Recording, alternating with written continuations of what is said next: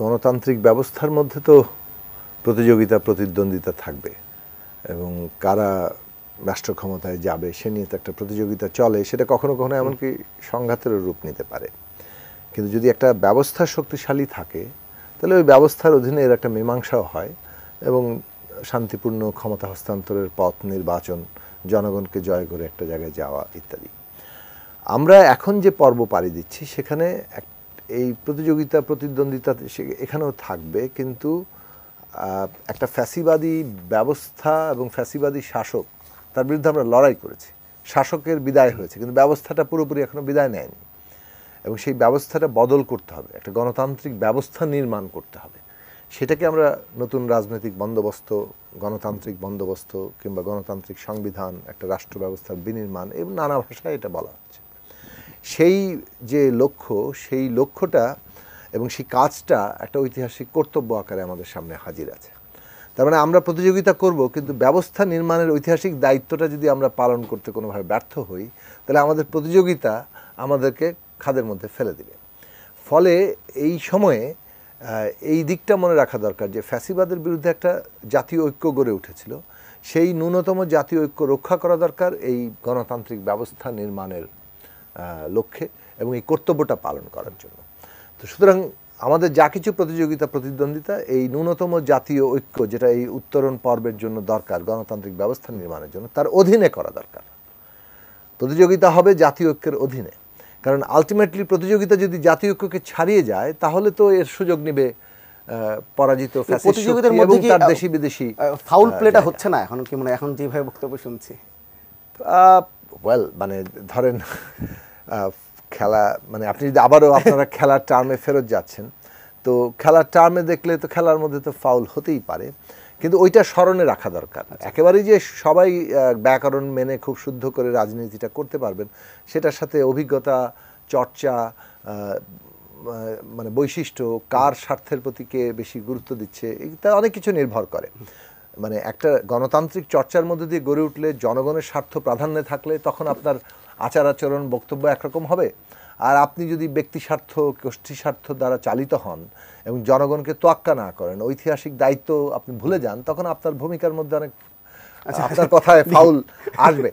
তো যেটা হচ্ছে যে একটা জায়গা আমরা দেখতে পাচ্ছি যে হঠকারিতার একটা মানে নানান প্রবণতা।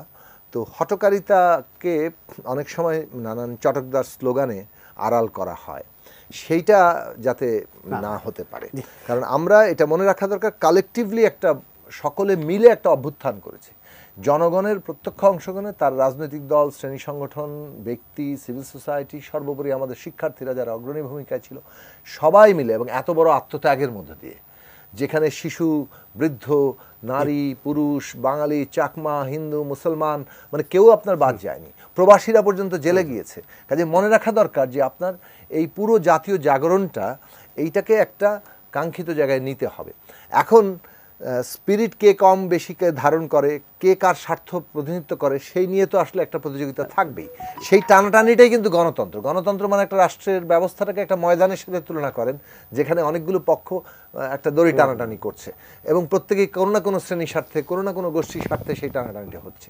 বৃহত্তর জনগণের যে বৃহত্তর স্বার্থ, সেই পক্ষে টানার জায়গাটা থাকলে কিংবা সেইটার যে কর্তব্য সেটা পালন করলে আমার মনে হয় যে এই টানাটানিতে আপাতত পুরো ব্যবস্থাটা ভেঙে পড়বে। আবার আসছি আপনার, আমাদের যেভাবে একটা বিগত শাসন রাষ্ট্র ব্যবস্থাটাকে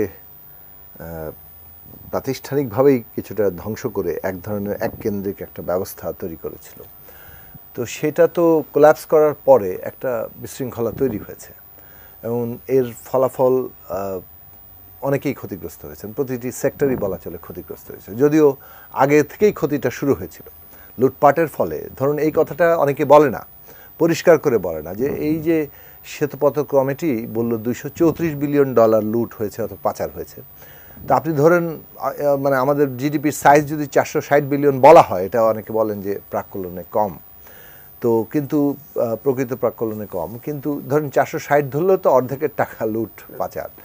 এটার তো একটা ইম্প্যাক্ট আছে, তাই না?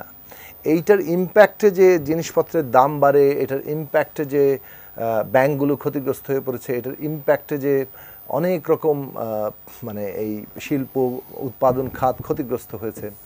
তার সাথে অনেকগুলো জিনিস যুক্ত হয়েছে, কোভিড সিচুয়েশন, তারপরে আপনার আন্তর্জাতিক সব মিলিয়ে যে জায়গাটাতে দাঁড়িয়েছে তাতে মানে এইসব সেক্টরে কিন্তু একদিকে যেমন লুটপাট আছে, পাচার আছে, অনেকে ঋণ নিয়ে মেরে দিচ্ছে, আবার অনেক ওইভাবে লুট করতে চাচ্ছেন না, কিন্তু বাস্তবতাই তারা অর্ডার বাতিল এবং ইত্যাদি নানা কারণেই একটা সংকটের মধ্যে আছেন। ফলে এইটা এখন মনোযোগের সাথে আমাদের সরকারকে নিতে হবে যে এই সেক্টরের মধ্যে কারা প্রকৃত উদ্যোক্তা এবং কারা ব্যবসাটা করতে চাইছেন কিন্তু বাস্তবতার চাপে তারা বিপদের মধ্যে পড়েছেন, আর কারা ধরেন লুটপাট করছে। এইটা যদি ঠিকঠাক মতো অনুসন্ধান করা যায় তাহলে যে এটাকে চিহ্নিত করা যাবে না তা না, আমরা মনে করি যে এটা চিহ্নিত করা সম্ভব। এবং সেই ক্ষেত্রে যারা এখনও ব্যবসাটা চালিয়ে নিয়ে যাচ্ছেন, প্রাণপণ চেষ্টা করছেন, তাদেরকে অবশ্যই সরকারের সব ধরনের সহায়তা নিয়ে এগিয়ে আসা দরকার। এখন কেউ যদি সংকটের কারণে শ্রমিকের বেতন দিতে না পারে, সরকারকে উদ্যোগ নিতে হবে যে কীভাবে তিনি এটা পারেন এবং সেটার আবার কিভাবে সেটা রিপেমেন্ট হবে, এই সব বিষয়ে সুনির্দিষ্ট নীতিমালা তৈরি করা দরকার। কারণ শ্রমিক তো বেতন না পেলে তার তো ঈদ করবে কিভাবে, তার বাজারে চাল কিনবে কিভাবে, এটা তো তার ডে টু ডে ব্যাপার, এমন তো না যে তার জমানো কোনো টাকা আছে। ফলে সেই দিক থেকে এই জায়গাটায় সরকারের কিছু ভূমিকা আছে। শ্রমিক বেতন না পেলে রাস্তায় নামবে, এখন তাকে পুলিশ দিয়ে পিটিয়ে দেওয়া যে সমাধান নয়, এটা আমাদের কিন্তু পরিষ্কারভাবে মনে রাখা দরকার। এখন যেভাবে মানে মাঝে মাঝে পুলিশ এফেক্টিভ হওয়া দরকার, কিন্তু পুলিশ এফেক্টিভ হওয়া যদি মানে খালি ডান্ডা পিটানো, এইটা সম্ভবত এই দৃষ্টিভঙ্গি বদলটা দরকার। পুলিশের এফেক্টিভ হওয়া মানে কিন্তু শুধু ডান্ডা পিটানো না, পুলিশের এফেক্টিভ হওয়া মানে হচ্ছে সত্যিকার অর্থে যেখানে একটা আইন শৃঙ্খলা পরিস্থিতি খারাপ হচ্ছে, যেখানে নাগরিকের নিরাপত্তা খারাপ হচ্ছে, সেইখানে একটা মানে জোরদার ভূমিকা নেওয়া। কিন্তু যেখানে মানুষ তার প্রতিবাদ নামছে, সেই প্রতিবাদ সে নামতে হচ্ছে তার পেটের দায়ে, তার অস্তিত্বের সমস্যার কারণে, সেখানে সংবেদনশীল থাকা এটা অত্যন্ত জরুরি। ফলে পুলিশের দৃষ্টিভঙ্গিগত বদল দরকার। অন্যদিকে যদি আন্দোলন সাধারণভাবে আমি রাস্তায় নেমেছি, প্রতিবাদ সমাবেশ করছি, এটার গুরুত্ব আছে রাষ্ট্রের কাছে, কর্তা ব্যক্তিদের কাছে, কর্তৃপক্ষের কাছে, তাহলে আমার কিন্তু রাস্তা ব্লক করতে হয় না, আমার কিন্তু বিরাট এমন একটা কিছু করতে হয় না যেটা করে দৃষ্টি আকর্ষণ করা যায়, কিংবা সব কিছু ব্লক করে দিয়ে। দেখুন বাংলাদেশের আন্দোলনগুলোর চেহারা কি, সব কিছু ব্লক না করে দিলে এটা আন্দোলন হিসেবে আপনি তো নেবেনই না, আপনি তো ক্যামেরাই পাঠাবেন না। দিনের পর দিন সমাবেশ করেছি, ক্যামেরাই পাঠান নাই। তো এই যা বাস্তবতাটা কিন্তু আছে। সাংবাদিকদের ফার্স্ট পেজে কোন নিউজটা আসে, এই সমস্ত জিনিস কিন্তু এগুলোর সাথে যুক্ত। কাজে আমরা মনে করি যে ধরেন বদলানোটাও একটা পুরো মানে প্রক্রিয়া, এটা একটা সার্বিক ব্যাপার। আপনার মিডিয়ার দৃষ্টিভঙ্গি সবচেয়ে বড়, প্রথম হচ্ছে রাষ্ট্রের দৃষ্টিভঙ্গি, কর্তৃপক্ষের দৃষ্টিভঙ্গি, যে একটা যখন দাবি উঠেছে সেটা শান্তিপূর্ণভাবে উঠলো, সেটাকেই সবচেয়ে গুরুত্বের সাথে নেওয়া দরকার, যাতে করে ওই বিবেচনাবোধটা মানে সবাই দেখতে পায় যে না, সরকারের কাছে আমরা দিয়েছি, সরকার এটা নিয়ে কাজ করবে। তখন কিন্তু আপনি প্রতিবাদের জায়গাতে মানে ভায়োলেন্ট হওয়াটা আপনি এত সহজে দেখবেন না। এখন পুলিশ যদি মনে করে ভাই আমার উপরে হামলা করেছে, আমি খালি এই জায়গাটাতে ধরেন মনে হয় যে উভয় মানে পুলিশের দিক থেকে আরো অনেক বেশি দৃষ্টিভঙ্গিগত এবং কিভাবে ম্যানেজমেন্ট তার স্কিল বাড়ানো যাবে সেই বিষয়ে গুরুত্ব।